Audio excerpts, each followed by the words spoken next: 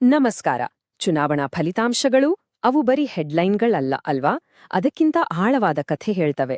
ಒಂದು ಜನಾದೇಶದ ಹಿಂದಿನ ನಿಜವಾದ ಕಾರಣಗಳನ್ನ ಅರ್ಥ ಮಾಡ್ಕೊಳ್ಬೇಕು ಅಂದ್ರೆ ನಾವು ಸಂಖ್ಯೆಗಳಾಚೆ ನೋಡ್ಬೇಕು. ಜನರ ದೈನಂದಿನ ಬದುಕು, ಅವರ ಕಷ್ಟಗಳು, ಅವರ ನಿರೀಕ್ಷೆಗಳು ಇವೆಲ್ಲವೂ ರಾಜಕೀಯದ ದಿಕ್ಕನ್ನೇ ಬದಲಿಸ್ತವೆ. ಇವತ್ತು ನಾವು ಮೇಲುಕೋಟೆ ಕ್ಷೇತ್ರದ ರಾಜಕೀಯ ಅರ್ಥವ್ಯವಸ್ಥೆಯನ್ನ ಡೇಟಾ ಮೂಲಕ ಆಳವಾಗಿ ನೋಡೋಣ. ನಮ್ಮ ಉದ್ದೇಶ ತುಂಬಾನೇ ಸ್ಪಷ್ಟ. ಅಂಕಿಅಂಶಗಳನ್ನ ಬಳಸಿ ಜನಕೇಂದ್ರಿತ ಆಡಳಿತಕ್ಕೆ ಒಂದು ದಾರಿಯನ್ನ ಕಂಡುಹಿಡಿಯೋದು. ಸರಿ, ನಮ್ಮ ಇವತ್ತಿನ ಗಮನ ಇರೋದು ಕರ್ನಾಟಕದ ವಿಧಾನಸಭಾ ಕ್ಷೇತ್ರ ಸಂಖ್ಯೆ 188 ಅಂದ್ರೆ ಮೇಲ್ಕೋಟೆ ಮೇಲೆ. ಇದೊಂದು ರೀತಿಯಲ್ಲಿ ಫೋರೆನ್ಸಿಕ್ ಅನಾಲಿಸಿಸ್. ಯಾಕಂದ್ರೆ ಒಂದೇ ಒಂದು ಕ್ಷೇತ್ರವನ್ನ ಆಳವಾಗಿ ಅಧ್ಯಯನ ಮಾಡಿದಾಗ ನಮ್ಗೆ ವಿಶಾಲವಾದ ಸತ್ಯಗಳು ಅರ್ಥ ಆಗೋಕ್ ಶುರುವಾಗುತ್ತೆ. ಇದು ಕೇವಲ ಮೇಲುಕೋಟೆಯ ಕಥೆಯಲ್ಲ. ನಾವು ಸರಿಯಾಗಿ ನೋಡಿದ್ರೆ ಇದು ನಮ್ಮ ಇಡೀ ಪ್ರಜಾಪ್ರಭುತ್ವದ ಕಾರ್ಯವೈಖರಿಗೆ ಹಿಡಿದ ಕನ್ನಡಿಯಂತೆ. ಹಾಗಾದ್ರೆ ನಮ್ಮ ಈ ವಿಶ್ಲೇಷಣೆಯ ಪ್ರಯಾಣ ಹೇಗೆ ಸಾಗುತ್ತೆ? ಮೊದಲು ಮೇಲುಕೋಟೆಯ ಮಣ್ಣಿನ ಗುಣ, ಅಲ್ಲಿನ ಜನರ ಬದುಕಿನ ಬಗ್ಗೆ ಅರ್ಥ ಮಾಡ್ಕೊಳ್ಳೋಣ. ಆಮೇಲೆ 2023ರ ಚುನಾವಣಾ ತೀರ್ಪು ಸಂಖ್ಯೆಗಳಲ್ಲಿ ಏನ್ ಹೇಳುತ್ತೆ ಅಂತ ನೋಡೋಣ. ಆ ತೀರ್ಪಿನ ಹಿಂದೆ ಯಾವೆಲ್ಲ ಅಸಮಾಧಾನಗಳು ಅಡಗಿವೆ ಅನ್ನೋದನ್ನ ಹುಡುಕೋಣ. ಇದಾದ್ಮೇಲೆ ಪಕ್ಕದ ಕ್ಷೇತ್ರವೊಂದರ ಯಶಸ್ಸಿನಿಂದ ಪಾಠ ಕಲಿಯೋಣ. ನಂತರ ಒಂದು ಕಾರ್ಯಸಾಧ್ಯವಾದ ಆಡಳಿತದ ನೀಲನಕ್ಷೆಯನ್ನ ರೂಪಿಸಿ ಕೊನೆಯದಾಗಿ ಜನರ ನಂಬಿಕೆಯನ್ನ ಮತ್ತೆ ಗಳಿಸೋದೆ ಹೇಗೆ ಅನ್ನೋ ದಾರಿಯ ಬಗ್ಗೆ ಚರ್ಚಿಸೋಣ. ಸರಿ, ನಮ್ಮ ವಿಶ್ಲೇಷಣೆಯ ಮೊದಲನೇ ಅಧ್ಯಾಯ ಶುರು ಮಾಡೋಣ. ನೋಡಿ, ಯಾವುದೇ ಕ್ಷೇತ್ರದ ರಾಜಕೀಯವನ್ನ ಅರ್ಥ ಮಾಡ್ಕೊಳ್ಳೋಕೆ ಮುಂಚೆ ಅಲ್ಲಿನ ನೆಲ ಮತ್ತು ಜನರ ನಡುವಿನ ಸಂಬಂಧ ಇದೆಯಲ್ಲ, ಅದನ್ನ ಅರ್ಥ ಮಾಡ್ಕೊಳ್ಳೋದು ತುಂಬಾನೇ ಮುಖ್ಯ. ಮೇಲುಕೋಟೆಯ ನಿಜವಾದ ಅಸ್ಮಿತೆ ಏನು? ಮೇಲುಕೋಟೆಯ ರಾಜಕೀಯವನ್ನ ಅರ್ಥ ಮಾಡ್ಕೊಳ್ಳೋಕೆ ಈ ಒಂದು ಅಂಶನ ನಾವು ಮೊದಲು ಗಮನಿಸಬೇಕು. ಇದು ಸುಮಾರು 89% ಗ್ರಾಮೀಣ ಪ್ರದೇಶ. ಇದರ ಅರ್ಥ ಏನು ಗೊತ್ತಾ? ಇಲ್ಲಿನ ಜನರ ಜೀವನೋಪಾಯ, ಅವರ ಸಂಸ್ಕೃತಿ, ಅವರ ಸಮಸ್ಯೆಗಳು, ಕನಸುಗಳು ಪ್ರತಿಯೊಂದು ನೇರವಾಗಿ ಕೃಷಿ ಮತ್ತು ಭೂಮಿಯ ಸುತ್ತಾನೆ ಗಿರಕಿ ಹೊಡೆಯುತ್ತೆ. ಹಾಗಾಗಿ ನಗರ ಕೇಂದ್ರಿತ ಚರ್ಚೆಗಳಿಗೆ ಇಲ್ಲಿ ಜಾಗ ಇಲ್ಲ. ಇಲ್ಲಿನ ರಾಜಕೀಯದ ಭಾಷೆಯೇ ಬೇರೆ, ಅದು ಕೃಷಿಯ ಭಾಷೆ. ಇಲ್ಲಿನ ಜನರ ನಾಡಿಮಿಡಿತ ಮಳೆ ಬೆಳೆಯ ಜೊತೆ ಬೆಸೆದುಕೊಂಡಿದೆ. ಇನ್ನು ಸಾಮಾಜಿಕ ರಚನೆಯನ್ನ ನೋಡಿದ್ರೆ ಸರಿಸುಮಾರು ಅರ್ಧದಷ್ಟು ಜನ ಒಕ್ಕಲಿಗ ಸಮುದಾಯದವರು. ಇದು ಕೇವಲ ಒಂದು ಜಾತಿಯ ಲೆಕ್ಕಾಚಾರ ಅಂತ ಅಂದುಕೊಳ್ಬೇಡಿ. ಈ ಪ್ರದೇಶದ ಕೃಷಿ ಆರ್ಥಿಕತೆಯ ಕೇಂದ್ರ ಬಿಂದು ಇದು. ಆಮೇಲೆ 12.7% ಪರಿಶಿಷ್ಟ ಜಾತಿಯ ಜನರಿದ್ದಾರೆ. ಹಾಗಾಗಿ ಯಾವುದೇ ರಾಜಕೀಯ ಕಾರ್ಯತಂತ್ರ ರೂಪಿಸುವಾಗ ಈ ಸಾಮಾಜಿಕ ಸಮೀಕರಣವನ್ನ ನಿರ್ಲಕ್ಷಿಸೋಕೆ ಸಾಧ್ಯವೇ ಇಲ್ಲ. ಇದು ಇಲ್ಲಿನ ಅಧಿಕಾರದ ಆಟದ ಒಂದು ಪ್ರಮುಖ ಭಾಗ. ಈಗ ಬರೋಣ ಈ ಕ್ಷೇತ್ರದ ಹೃದಯವನ್ನೇ ಕಲಕುವ ವಿಷಯಕ್ಕೆ. ನಮ್ಮ ಸಮೀಕ್ಷೆಯಲ್ಲಿ ಒಬ್ಬ ಸ್ಥಳೀಯ ರೈತರು ಹೇಳಿದ ಮಾತು ಇದು: ಕೆಆರ್ಎಸ್ ಡ್ಯಾಂ ಇಷ್ಟು ಹತ್ರ ಇದ್ರೂ ನಮ್ಮ ಹೊಲಗಳು ಒಣಗ್ತಾ ಇವೆ. ಒಂದು ಕ್ಷಣ ಯೋಚನೆ ಮಾಡಿ, ಎಂಥ ವಿಪರ್ಯಾಸ ಅಲ್ವಾ? ಕಾವೇರಿ ತಾಯಿಯ ಮಡಿಲಲ್ಲೇ, ಬೃಹತ್ ಜಲಾಶಯದ ನೆರಳಲ್ಲೇ ಬದುಕೋ ಜನರಿಗೆ ಕುಡಿಯೋಕೆ, ಬೆಳೆಯೋಕೆ ನೀರಿಲ್ಲ. ಇದು ಬರೀ ನೀರಿನ ಸಮಸ್ಯೆ ಅಲ್ಲ, ಇದೊಂದು ರೀತಿ ಮುರಿದು ಹೋದ ನಂಬಿಕೆ, ಮುರಿದು ಹೋದ ಭರವಸೆಯ ಸಂಕೇತ. ಇದು ಅವರ ಅಸ್ತಿತ್ವ ಮತ್ತು ಸ್ವಾಭಿಮಾನದ ಪ್ರಶ್ನೆ. ಈ ನೋವು, ಈ ಹತಾಶೆ ಇದೆಯಲ್ಲ, ಇದೇ ಇಲ್ಲಿನ ರಾಜಕೀಯದ ದಿಕ್ಕನ್ನ ನಿರ್ಧರಿಸೋ ಪ್ರಬಲವಾದ ಶಕ್ತಿ. ಜನರ ಭಾವನೆಗಳನ್ನ ಅರ್ಥ ಮಾಡಿಕೊಂಡ ಮೇಲೆ ಈಗ ನಾವು 2023ರ ಚುನಾವಣೆಯ ಕಠಿಣ ಅಂಕಿಅಂಶಗಳ ಕಡೆಗೆ ನೋಡೋಣ. ಯಾಕಂದ್ರೆ ಸಂಖ್ಯೆಗಳು ಸುಳ್ಳು ವೇಳಲ್ಲ, ಅವು ಜನರ ಸ್ಪಷ್ಟವಾದ ತೀರ್ಪನ್ನೇ ನಮ್ಮ ಮುಂದೆ ಇಡುತ್ತವೆ. ಈ ಸಂಖ್ಯೆಯನ್ನ ಗಮನಿಸಿ, 91.86. ಇದು 2023ರಲ್ಲಿ ಮೇಲುಕೋಟೆಯಲ್ಲಿ ಆದ ಮತದಾನ. ಇದು ಅಸಾಧಾರಣವಾದದ್ದು, ಭಾರತದ ಸರಾಸರಿಗಿಂತ ತುಂಬಾನೇ ಹೆಚ್ಚು. ಇದು ರಾಜಕೀಯದ ಬಗ್ಗೆ ನಿರಾಸಕ್ತಿಯ ಸಂಕೇತವಂತೂ ಖಂಡಿತ ಅಲ್ಲ. ಬದಲಾಗಿ ಇದು ಬದಲಾವಣೆಗಾಗಿ ಜನರಲ್ಲಿರೋ ಹಸಿವು, ನಮ್ಮ ಧ್ವನಿಯನ್ನ ವ್ಯವಸ್ಥೆ ಕೇಳಿಸ್ಕೊಳ್ಬೇಕು ಅನ್ನೋ ತೀವ್ರವಾದ ಹಂಬಲ. ಜನರು ತಮ್ಮ ಭವಿಷ್ಯವನ್ನ ಎಷ್ಟು ಗಂಭೀರವಾಗಿ ತೆಗೆದುಕೊಂಡಿದ್ದಾರೆ ಅನ್ನೋದಿಕ್ಕೆ ಇದಕ್ಕಿಂತ ದೊಡ್ಡ ಸಾಕ್ಷಿ ಬೇಕಿಂಗ. ಈಗ ಇನ್ನೊಂದು ಸಂಖ್ಯೆ, 3.52. ಇದು 3ನೇ ಸ್ಥಾನ ಪಡೆದ ಒಂದು ರಾಷ್ಟ್ರೀಯ ಪಕ್ಷದ ಮತಗಳಿಕೆ. ಇದರ ಅರ್ಥ ಏನು? ತುಂಬಾ ಸರಳ. ಆ ಪಕ್ಷದ ಮಾತುಗಳು, ಭರವಸೆಗಳು, ಅವರ ಇಡೀ ಕಾರ್ಯಸೂಚಿ ಮೇಲ್ಕೋಟೆಯ ಜನರ ಮೂಲಭೂತ ಸಮಸ್ಯೆಗಳಿಗೆ ಸ್ವಲ್ಪವೂ ಸಂಬಂಧಿಸಿರಲಿಲ್ಲ. ಇದು ಸಂಪರ್ಕ ಕಡಿತಕ್ಕೆ ಒಂದು ಸ್ಪಷ್ಟ ಉದಾಹರಣೆ. ಸ್ಥಳೀಯ ವಾಸ್ತವವನ್ನ ಅರ್ಥ ಮಾಡಿಕೊಳ್ಳದ ರಾಜಕೀಯದ ಸಂಪೂರ್ಣ ತಿರಸ್ಕಾರ ಇದು. ಈ ಸ್ಲೈಡ್ನಲ್ಲಿ 2018 ಮತ್ತು 2023ರ ಫಲಿತಾಂಶಗಳ ಹೋಲಿಕೆ ಇದೆ. ಜೆಡಿಎಸ್ನಿಂದ ಸರ್ವೋದಯ ಕರ್ನಾಟಕ ಪಕ್ಷ ಅಂದ್ರೆ ಎಸ್ಕೆಪಿಗೆ ಮತಗಳು ವರ್ಗಾವಣೆ ಆಗಿರೋದು ಸ್ಪಷ್ಟವಾಗಿ ಕಾಣಿಸ್ತಾ ಇದೆ. ನೋಡಿ, 2018ರಲ್ಲಿ 22,000 ಮತಗಳ ಅಂತರದಿಂದ ಗೆದ್ದಿದ್ದ ಆಡಳಿತ ಪಕ್ಷ 2023ರಲ್ಲಿ ಸುಮಾರು 11,000 ಮತಗಳಿಂದ ಸೋತಿದೆ. ಇದು ಕೇವಲ ಒಂದು ಸೋಲಲ್ಲ, ಇದೊಂದು ಸ್ಪಷ್ಟವಾದ ಆಡಳಿತ ವಿರೋಧಿ ಎಲೆ. ಮತದಾರರು ತಮ್ಮ ಅಸಮಾಧಾನವನ್ನ ಮತಪೆಟ್ಟಿಗೆಯ ಮೂಲಕ ಖಚಿತವಾಗಿ ಸ್ಪಷ್ಟವಾಗಿ ವ್ಯಕ್ತಪಡಿಸಿದ್ದಾರೆ.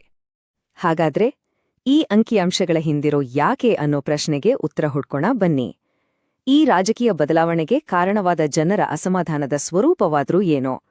ಈ ಜನಾದೇಶದ ಹಿಂದಿನ ನಿಜವಾದ ಕಾರಣಗಳನ್ನ ಒಂದೊಂದಾಗಿ ಬಿಡಿಸಿ ನೋಡೋಣ. ಸಮೀಕ್ಷೆಯ ಪ್ರಕಾರ ಮತದಾರರ ಪ್ರಮುಖ 5 ಸಮಸ್ಯೆಗಳು ಹೀಗಿವೆ. ಮೊದಲನೇದು ಮತ್ತು ಅತಿ ಮುಖ್ಯವಾದದು ಕೃಷಿಗೆ ನೀರು, ಎರಡನೇದು ಯುವಕರ ನಿರುದ್ಯೋಗ, ಮೂರನೇದು ಹದಗೆಟ್ಟ ಗ್ರಾಮೀಣ ರಸ್ತೆಗಳು, ನಾಲ್ಕನೇದು ಕಬ್ಬಿನ ಇಳುವರಿಯಲ್ಲಿ ಆಗ್ತಾ ಇರೋ ಕುಂಠಿತ ಮತ್ತು ಐದನೇದು ಕಲ್ಯಾಣ ಯೋಜನೆಗಳು ಸರಿಯಾಗಿ ಜನರಿಗೆ ತಲುಪದಿರುವುದು. ಈ ಪಟ್ಟಿ ಇದೆಯಲ್ಲ, ಇದು ಬರೀ ದೂರುಗಳ ಪಟ್ಟಿಯಲ್ಲ, ಇದು ಆಡಳಿತದ ವೈಫಲ್ಯದ ಒಂದು ಡಯಾಗ್ನಾಸ್ಟಿಕ್ ರಿಪೋರ್ಟ್. ಇವೇ ಜನರ ದೈನಂದಿನ ಬದುಕಿನ ಹೋರಾಟಗಳು. ಈ ಎಲ್ಲಾ ನಿರ್ದಿಷ್ಟ ದೂರುಗಳನ್ನ ನಾವು 3 ಮೂಲಭೂತ ವೈಫಲ್ಯಗಳಿಗೆ ಜೋಡಿಸಬಹುದು. ಮೊದಲನೇದು ಮೂಲಸೌಕರ್ಯಗಳ ತೀವ್ರ ಕೊರತೆ, ಅಂದ್ರೆ ನೀರು, ರಸ್ತೆ. ಎರಡನೇದು ಸ್ಥಳೀಯವಾಗಿ ಉದ್ಯೋಗಗಳೇ ಇಲ್ಲದಿರೋದು. ಮತ್ತು ಮೂರನೇದು ವೆಲ್ಫೇರ್ ಫಟೀಗ್, ಅಂದ್ರೆ ಕಲ್ಯಾಣ ಯೋಜನೆಗಳಿಂದಾದ ಆಯಾಸ. ಅಂದ್ರೆ ಯೋಜನೆಗಳು ಕಾಗದದ ಮೇಲೇವೆ, ಆದ್ರೆ ಅವು ಜನರಿಗೆ ಸರಿಯಾಗಿ ತಲುಪ್ತಿಲ್ಲ ಅಥವಾ ಅವರ ಬದುಕಿನಲ್ಲಿ ನಿಜವಾದ ಬದಲಾವಣೆಯನ್ನ ತರ್ತಿಲ್ಲ. ಇವುಗಳನ್ನ ನೀತಿ ಮಟ್ಟದಲ್ಲಿ ಸರಿಪಡಿಸಬೇಕಿದೆ. ನಮ್ಮ ಪ್ರಜಾಪ್ರಭುತ್ವದಲ್ಲಿ ಪ್ರತಿಯೊಬ್ಬ ವ್ಯಕ್ತಿಯ ಘನತೆ ಮತ್ತು ಜವಾಬ್ದಾರಿಯುತವಾಗಿ ಸಾರ್ವಜನಿಕವಾಗಿ ಮಾತನಾಡುವ ಹಕ್ಕು ಇವೆರಡೂ ಅತ್ಯುನ್ನತ ಸಾಂವಿಧಾನಿಕ ಮೌಲ್ಯಗಳು. ಜನರು ತಮ್ಮ ಸಮಸ್ಯೆಗಳನ್ನ ಹೇಳಿಕೊಂಡಾಗ ಅದು ಕೇವಲ ದೂರು ಅಂತ ಭಾವಿಸಬಾರ್ದು. ಅದು ತಮ್ಮ ಘನತೆಯನ್ನ ಎತ್ತಿ ಹಿಡಿಯೋ ಒಂದು ಪ್ರಯತ್ನ. ಜವಾಬ್ದಾರಿಯುತ ಆಡಳಿತವು ಈ ಧ್ವನಿಯನ್ನ ಆಲಿಸಲೇಬೇಕು, ಗೌರವಿಸಲೇಬೇಕು. ಮೇಲುಕೋಟೆಯ ವೈಫಲ್ಯಗಳನ್ನ ಅರ್ಥಮಾಡ್ಕೊಂಡ ನಂತರ ನಾವು ಯಶಸ್ಸಿನಿಂದ ಏನ್ ಕಲಿಬಹುದು? ಅದಕ್ಕೆ ಪಕ್ಕದ ಬೆಳಗಾವಿ ಗ್ರಾಮಾಂತರ ಕ್ಷೇತ್ರವನ್ನ ನೋಡೋಣ. ಯಾವುದು ಕೆಲಸ ಮಾಡುತ್ತೆ ಮತ್ತು ಯಾವುದು ಮಾಡಲ್ಲ ಅನ್ನೋದಕ್ಕೆ ಇದೊಂದು ಅತ್ಯುತ್ತಮ ಉದಾಹರಣೆ. ಈ ಹೋಲಿಕೆಯನ್ನ ಗಮನಿಸಿ.